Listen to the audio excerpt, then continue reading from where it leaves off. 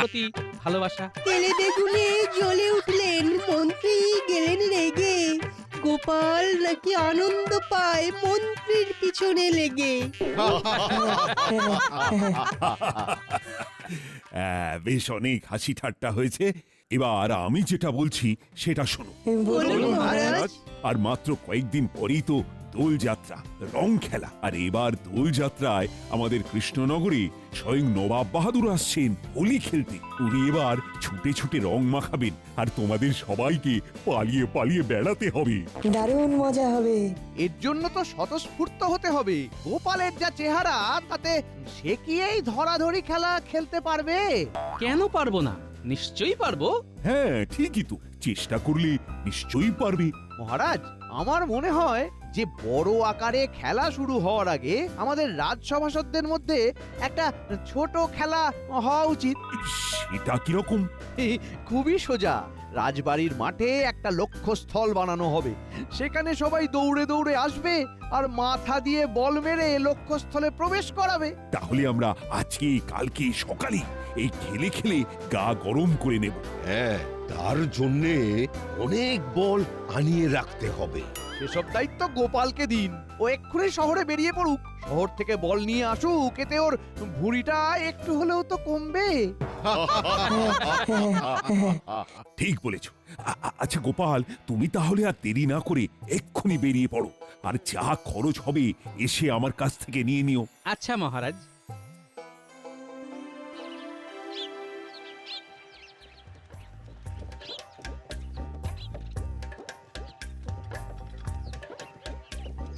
উফ, সব সময় আমার উপরে যত রাগ মন্ত্রী মশাই। এই তাড়াতাড়ি গাড়ি ছোটাও তো, শহরে গিয়ে আবার রাতের মধ্যে ফিরতে হবে। আচ্ছা গোপাল দাদা, চল চল চল চল চল চল।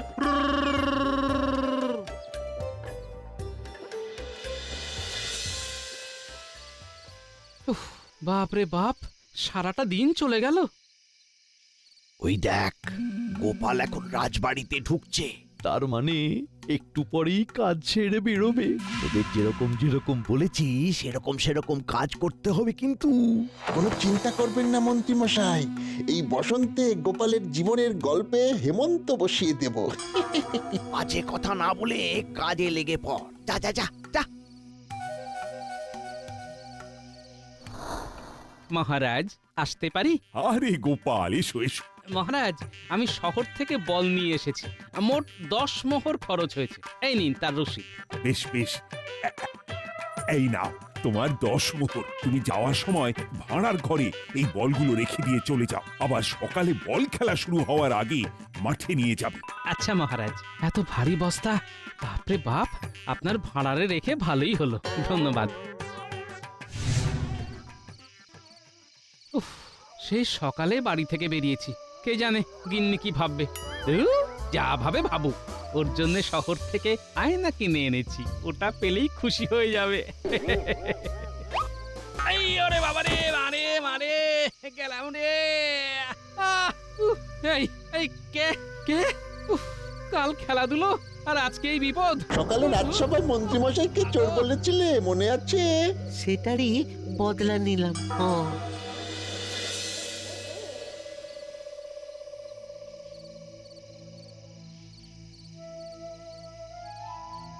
ওই তো ওই এতক্ষণে ওনার আসার সময় হলো, আর ওরকম খোরাচ্ছ কেন? কি হয়েছে?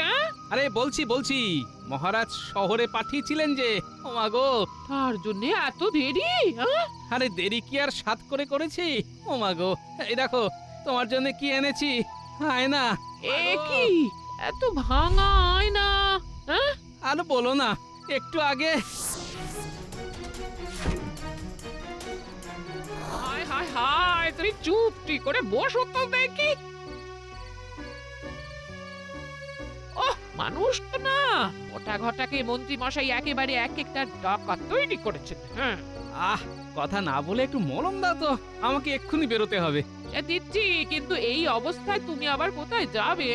আরে বাবা, অত প্রশ্ন করো না তো। বিজ্ঞানী, দরজা খোলো, দরজা খোলো বিজ্ঞানী। এ কি গোপাল, তুমি এখন? হ্যাঁ শোনো, মন্ত্রী অনেক বেড়েছে। আমার কি অবস্থা করেছে দেখো। এ কি গো, মলম লাগিয়েছো মনে হচ্ছে। হ্যাঁ, এবার শোনো, কাল মন্ত্রী মশাইকে জব্দ করব। হ্যাঁ, তোমাকে শুধু একটা সাহায্য করতে হবে। কি সাহায্য করতে হবে বলো? কি পারবে তো? হ্যাঁ হ্যাঁ, কেন পারবো না? তুমি আমার এত কাছের বন্ধু, তোমার জন্য এইটুকু সাহায্য না করতে পারি তাহলে তুমি আর কিসের বন্ধু, আর কিসেরই বা বিজ্ঞান সাধনা। হ্যাঁ ঠিক আছে, আমি কাল সকালে রাজবাড়ি যাওয়ার আগে তোমার বাড়ি হয়ে যাব, কেমন? বেশ বেশ, আমি তোমার কথা মতো কাজ করে রাখবো।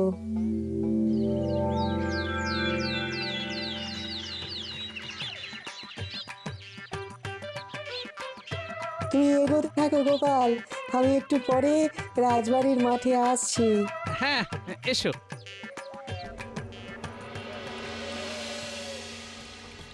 ওই গো, কালকের কিনে আনা বলগুলো দাও তো।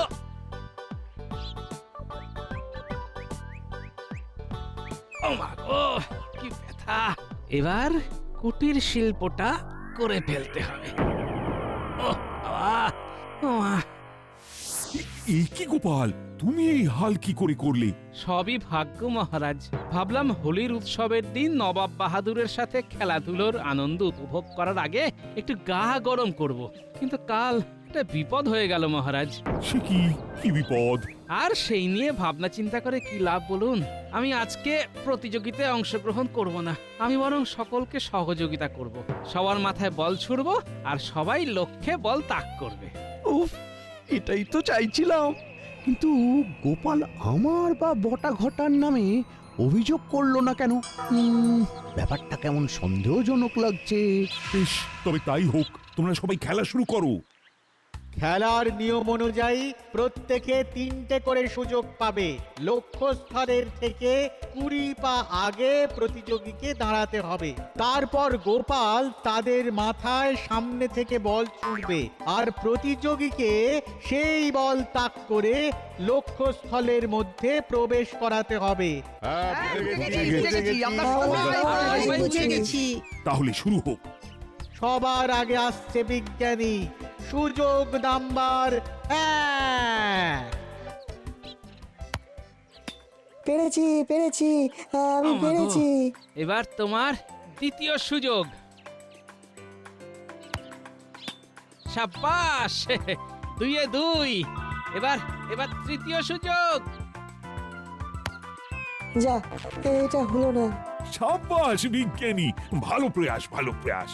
এবার মাঠে দৌড়তে থাকো, তাহলেই গা গরম হবে। এরপর আসবে মন্ত্রী।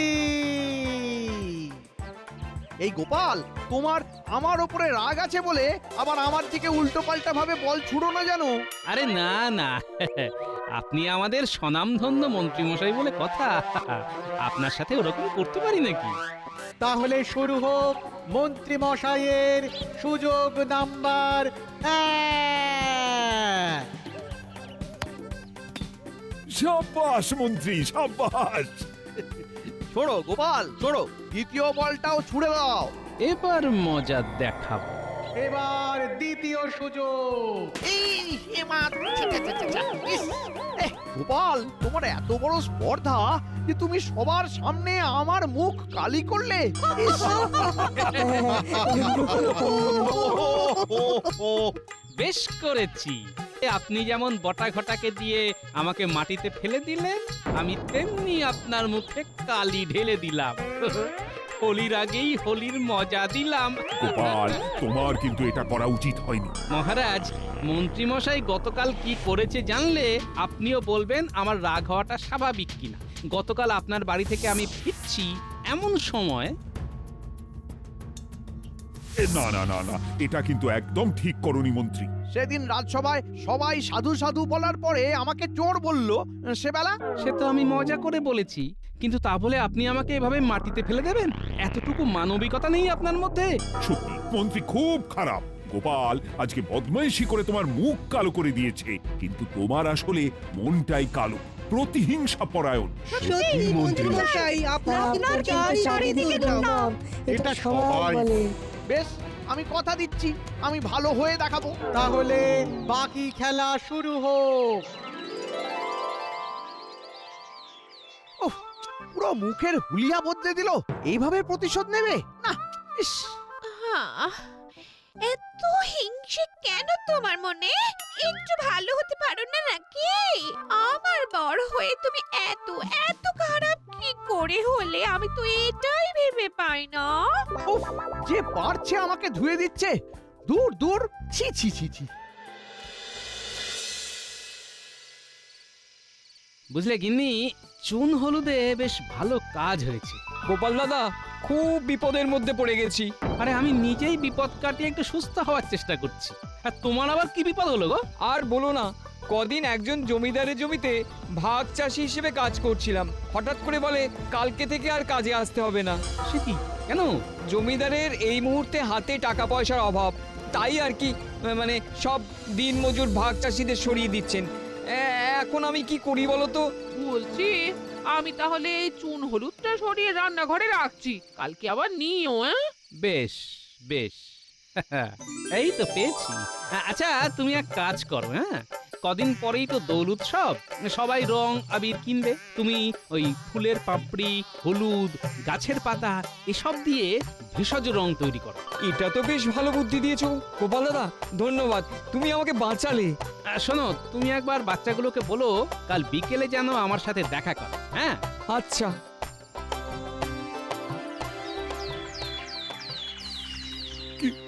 কেন জেঠু, কেন?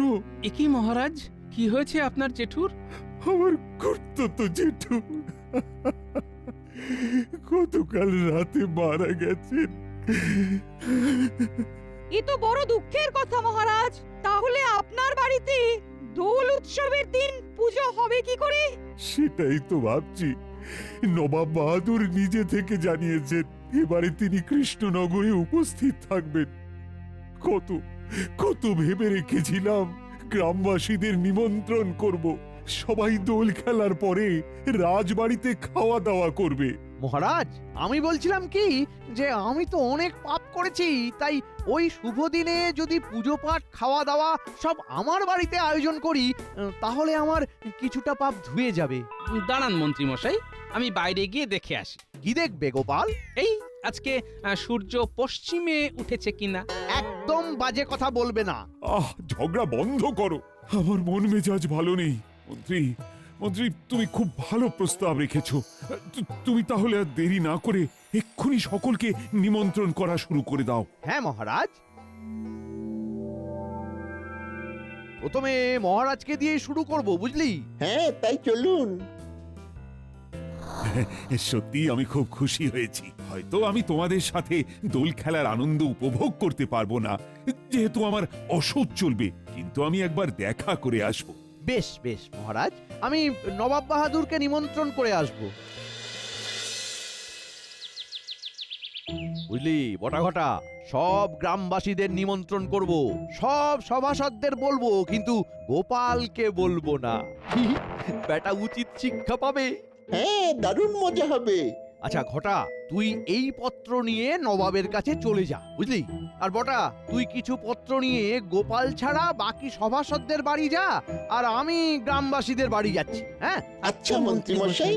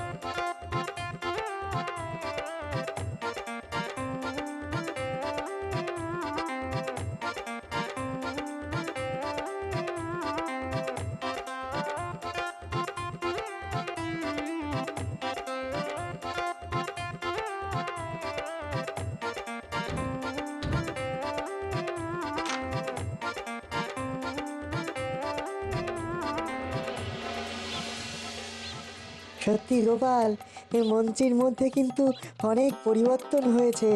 গতকাল বিকেলে আমাকে নিমন্ত্রণ করে গেলেন। আমাকেও শুনছি ওই ভোলার দোকান থেকে ক্ষীর কদম্ব, জিভে গজা, রসগোল্লা, অনেক রকমের মিষ্টি আসছে। ওমা, এ কি, আমাকে তো নিমন্ত্রণ করেনি। সে কি সব সভাসদদের বললো, তোমাকে বললো না? না, ওই তো মন্ত্রীমশাই দূরে রাজবাড়ির দিকেই যাচ্ছেন, উনি হয়তো ভুলে গেছেন। যাই, ওনাকে গিয়ে জিজ্ঞেস করেই দেখি। এ খাওয়া দাওয়ার ব্যাপারে আমি একটু নির্লজ্জ।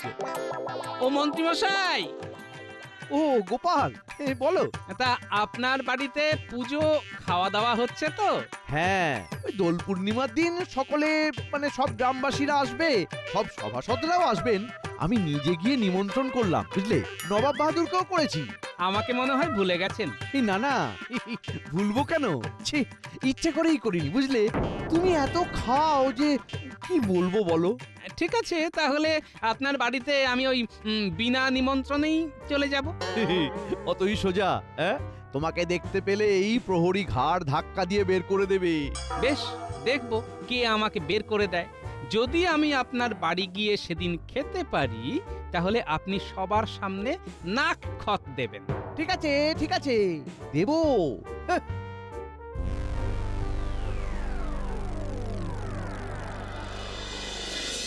শোন, তোদের যে জন্য ডাকা, কাল তো নেড়া পড়া, আর পরশু দোল। হ্যাঁ, তোরা এক্ষুনি সব গ্রামবাসীদের বাড়ি বাড়ি যা, আর তাদের গিয়ে বল পরশুদিন সকালে সবাই মিলে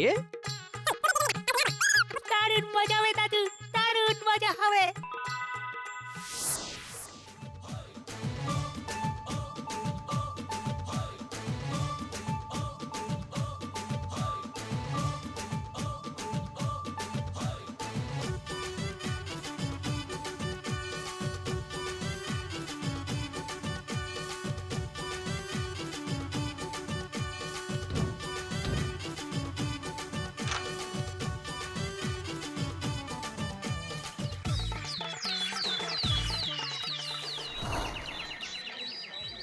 এই তো পুটির বাবা, ভেষজ রঙের দোকান দিয়েছো?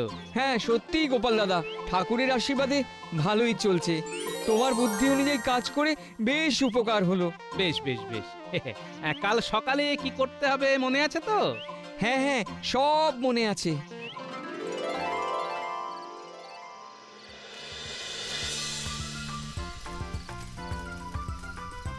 হ্যাঁ, আজ আমাদের নেড়া পড়া, কাল আমাদের দোল। পূর্ণিমাতে চাঁদ বলো, হরি বলো, বল। হরি বল। তাহলে নেড়া পড়া হয়ে গেল।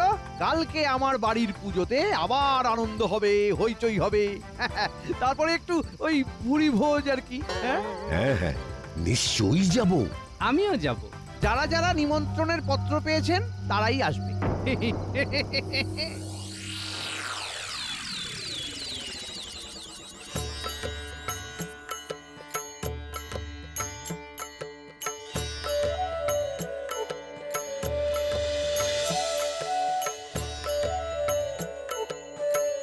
সবাই তো এসে গেল, গ্রামবাসীরা তো এলো না।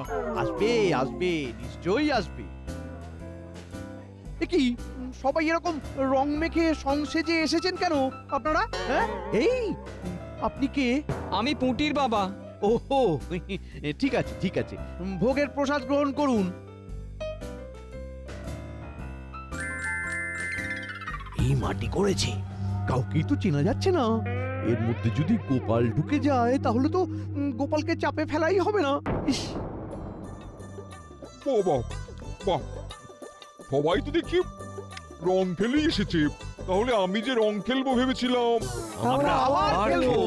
আচ্ছা কৃষ্ণচন্দ্র তো ব্যক্তিগত কারণে আসেনি, সব সভাসদ এসেছে, শুধু গোপালকে তো দেখছি না।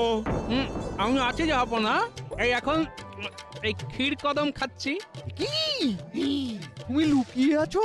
হ্যাঁ, এবার সবার সামনে নাক খত দেওয়া শুরু করুন। আপনি তো বাজিতে হেরে গেলেন। হ্যাঁ, হ্যাঁ নয়, হ্যাঁ। না না, এই না, আমি নাক কর দেবো না। না, ঠিক আছে, তাহলে এই তোমরা সবাই শুরু করো। এই এই এই এই এই আরে আরে কি হচ্ছে? আরে কি হচ্ছে নাকি? এই ইস, কিছু না, সব ভেষজ রং। তাহলে এই আনন্দ আমিও উপভোগ করতে চাই, আমিও রং মাখবো।